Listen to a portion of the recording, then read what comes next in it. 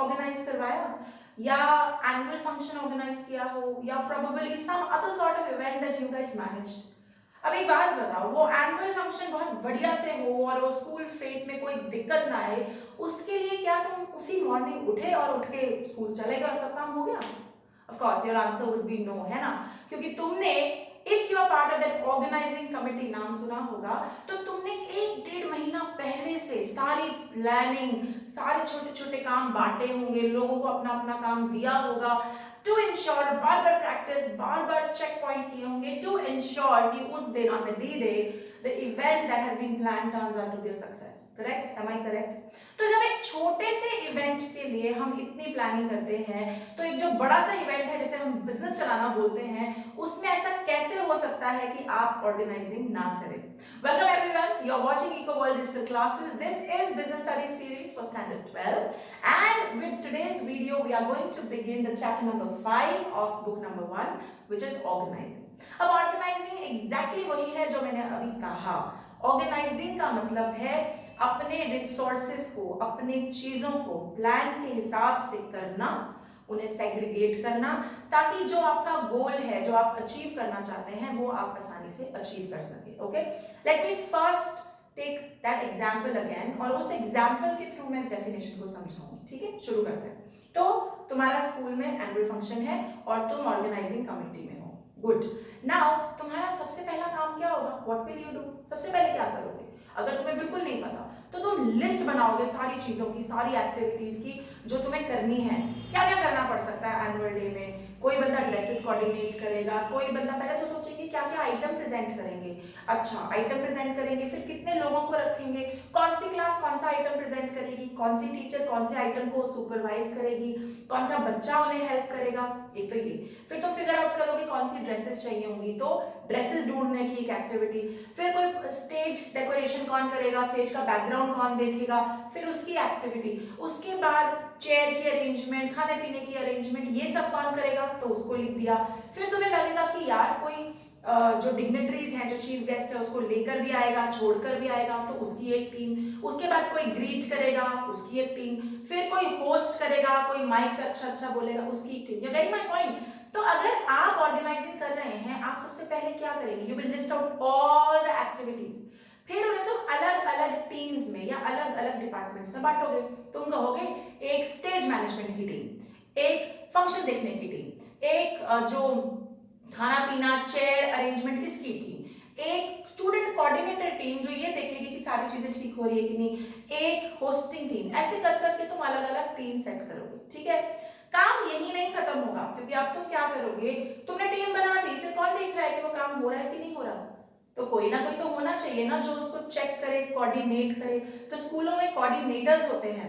So every team has a coordinator, and that student coordinator के ऊपर एक teacher coordinator. यानी अगर मैं टीचर हूं और मेरे पास क्लासिकल डांस की आइटम है, तो मैं उसको गवर्न करती हूँ, तो हर चीज जो उसमें प्रॉब्लम है वो कौन हैंडल करेगा? मैं, है ना। और जब ये सब कुछ हो जाएगा, तो हम सारे मिलके जो प्लान हमने बनाया है, जब हम उसे एग्जीक्यूट करेंगे, तो ही हमारा एनुअल इवेंट बहुत बढ़िया होगा।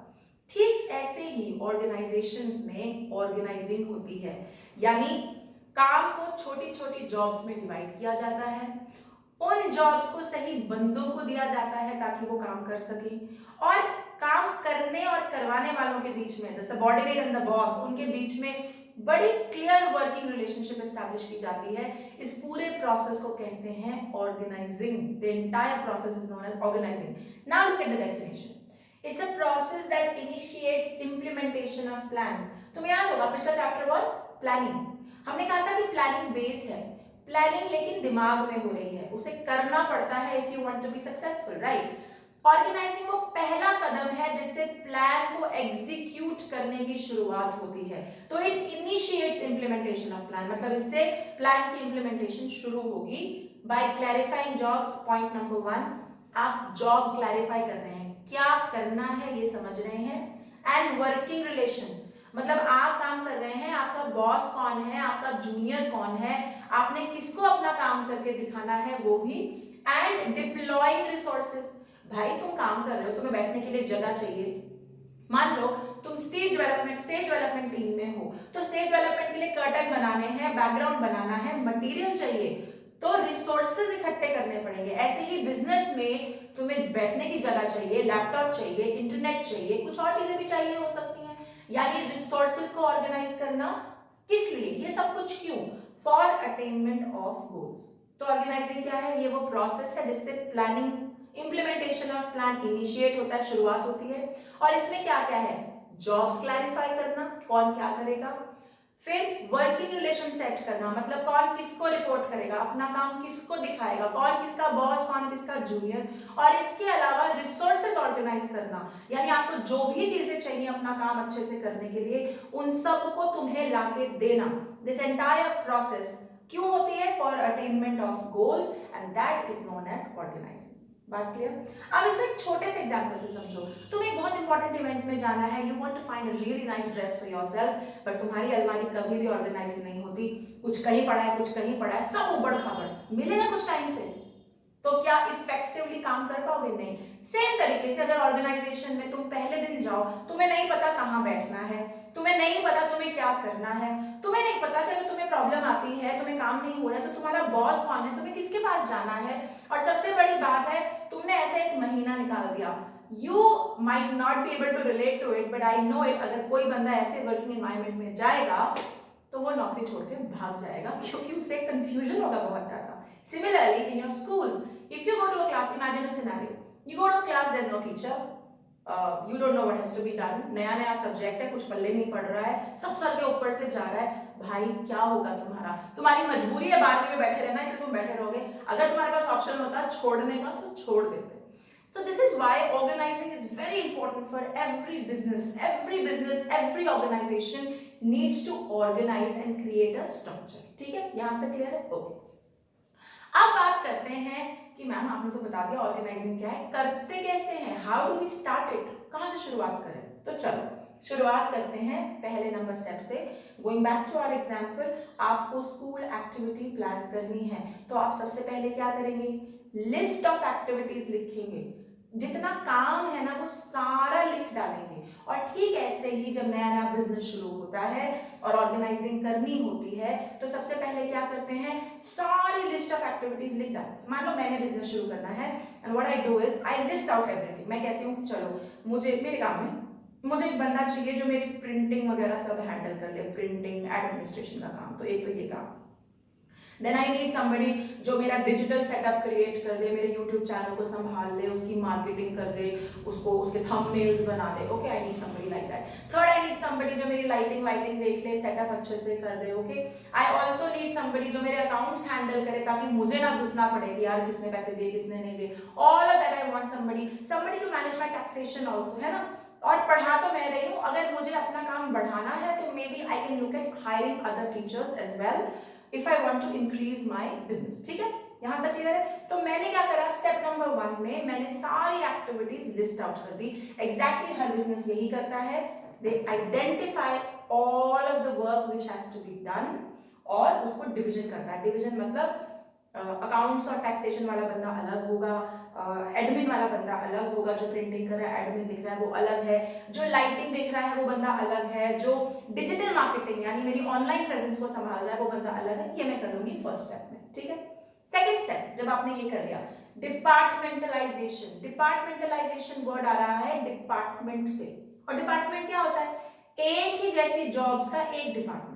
तो जब आप एक जैसी जॉब्स को, एक जैसे कामों को ग्रुप करते हो, उसे हम कहते हैं डिपार्टमेंटलाइजेशन। जैसे कि मैंने किया, आई need somebody for accounts and somebody for taxation, तो मैंने कहा अकाउंट्स और टैक्सेशन एक जैसी नौकरियां, फाइनेंस से रिलेटेड जॉब्स हैं, तो इनको फाइनेंस डिपार्टमेंट के अंडर डाल देते हैं। ठीक है, फिर मुझे एक बंदा चाहिए जो मेरे लिए प्रिंटिंग करे, एडमिन संभाले, और मेरे लिए और टीचर्स भी ढूंढ लाए। तो मुझे लग रहा है कि ये सारी एक जैसी जॉब्स हैं, तो चलो इनको एक डिपार्टमेंट एचआर में डाल देते हैं। ठीक है, सिमिलरली फिर मुझे लगा यार आई want somebody who is looking after my online presence, my YouTube videos, my Insta account, all of that it is looking after. तो यानी ये सारा डिजिटल मार्केटिंग का काम है, सारी एक्टिविटीज एक जैसी हैं, तो digital marketing department. You are getting my point. एक जैसी जॉब्स को अलग अलग डिपार्टमेंट में अलग करना, क्योंकि जो ऑनलाइन प्रेजेंस मैनेज कर रहा है उसका एक जैसा काम है, लेकिन उसका और फाइनेंस वाले का काम एक जैसा नहीं है, तो अलग अलग डिपार्टमेंट डिपार्टमेंट्स बनाना, second step of organizing departmentalization. इसको समझने के लिए ना इमेजिन करो मेरे साथ साथ कि तुम अपना बिजनेस शुरू कर रहे हो और पहला काम क्या करोगे अपनी कंपनी को स्ट्रक्चर देने के लिए? लिस्ट ऑफ एक्टिविटीज बनाओगे, फिर डिपार्टमेंट बनाओगे, यही हमने करा। तीसरा काम, चलो जी डिपार्टमेंट बन गए, लोग आ गए, अब उन्हें बताना तो पड़ेगा कि उन्हें करना क्या है, क्या काम करना है। तो मान लो मैंने एक बंदा नौकरी पे रखा, अब उसे काम देना पड़ेगा, किसके बेसिस पे? उसके स्किल, उसकी नॉलेज, उसकी कॉम्पिटेंसीज के बेसिस पे।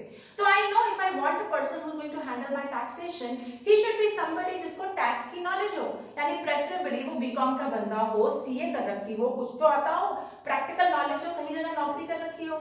तो मैं उसे टैक्सेशन का काम थमा दूंगी और साथ ही अपने अकाउंट्स का काम भी थमा दूंगी, because he has the required knowledge, degree है उसके पास, he has the required skill, काम किया हुआ है और कॉम्पिटेंसी भी है, बहुत अच्छा बंदा है, अकाउंट्स बहुत बढ़िया से संभालेगा। तो चलो जी, असाइनमेंट ऑफ ड्यूटी, तीसरा काम, आपने लिस्ट ऑफ एक्टिविटीज निकाली, डिपार्टमेंट बनाए। तीसरा काम, आपने हर बंदे को उसके नॉलेज, स्किल्स और कॉम्पिटेंसी के बेसिस पे काम पकड़ाया। ये बहुत जरूरी है, बिकॉज अगर आप उसके नॉलेज के हिसाब से काम नहीं देंगे तो गड़बड़ हो जाएगी। तुम एचआर वाले को फाइनेंस पकड़ा दोगे तो वो क्या करेगा? अपना सर मारेगा बैठ के, राइट? तुम बेचारे लाइटिंग वाले को बोलोगे कि यार तू बैठ के ना मेरे साथ खड़े होकर पढ़ा ले, तो वो क्या करेगा? कुछ नहीं, because that's not his work, he is not able, he won't be able to do it, है ना? तो assignment of duties, third step. Fourth step, okay, now this is important, establishing reporting relations. So now you're done, you've kind of listed activities, departments are done, आपने काम दे दिया है। अब तीसरा चौथा काम बहुत जरूरी है, रिपोर्टिंग रिलेशनशिप बनाना। Go back to chapter number 2 when we did scalar chain, याद है? स्केलर चेन में क्या था? B reports to A, C reports to B, यानी कौन किसको रिपोर्ट कर रहा है। रिपोर्ट करने का मतलब है कौन किसका बॉस है, कौन किसका जूनियर है। अब ये ऑर्गेनाइजेशन में पता होना क्यों जरूरी है?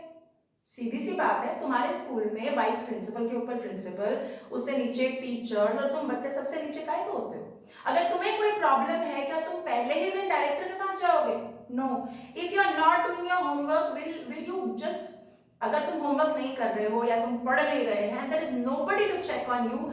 अगर तुम सिंसियर खुद से नहीं हो, कितने दिन काम होगा? नहीं होगा। Same is the case with business organizations. There has to be somebody who is going to check on you, who is going to monitor you, because यार लाखों का सवाल है, ऐसे डूबने तो नहीं दे सकते। तो कोई बंदा, कोई बॉस होना चाहिए जो तुम्हारा काम चेक कर रहा है and is also providing you support when you have a grievance or an issue or there's a problem. ये बंदा है तुम्हारा go to person। तो इसको बोलते हैं स्केलर चेन, हायरार्की एस्टैब्लिश करना, रिपोर्टिंग रिलेशनशिप एस्टैब्लिश करना, कि मुझे पता होना चाहिए कि यार मेरा बॉस कौन है, ताकि अगर मुझे कोई प्रॉब्लम होती है, मेरा काम नहीं हो रहा, मैं उसके पास जा सकूं, और अगर कहीं मैं ढीली पड़ती हूं तो वो मेरे से काम डेफिनेटली करवाए। ठीक है? अब नटशल में देखो, तुमने बिजनेस शुरू किया, लिस्ट ऑफ एक्टिविटीज बना दी, डिपार्टमेंट बना दिए, बंदे ले आए, बॉस कौन किसका, कौन किसको सपोर्ट करेगा, सब सेट कर लिया। Imagine now your organisation structure is absolutely ready, और यही ऑर्गेनाइजिंग की शुरुआत है। Okay, I hope you are clear with the concept of organising. अगली वीडियो में I will discuss something known as organisation structure, very very very important. और जो हम ऑर्गेनाइजेशन स्ट्रक्चर और ये सब करेंगे ना, तो उनमें से कई लोग जब जॉब ज्वाइन करेंगे, सबसे पहले जो उन्हें एक स्लाइड दिखाई जाएगी वो होगी ऑर्गेनाइजेशन स्ट्रक्चर की, mind you. So next video is coming up around that. अगर आप लोगों को कोई भी डाउट्स हैं, please leave a comment in the YouTube comment box and I will be responding to it, alright? अगर आप लोग मुझे यूट्यूब पे देख रहे हैं, please don't forget to like, share, subscribe and comment. Till then, bye bye.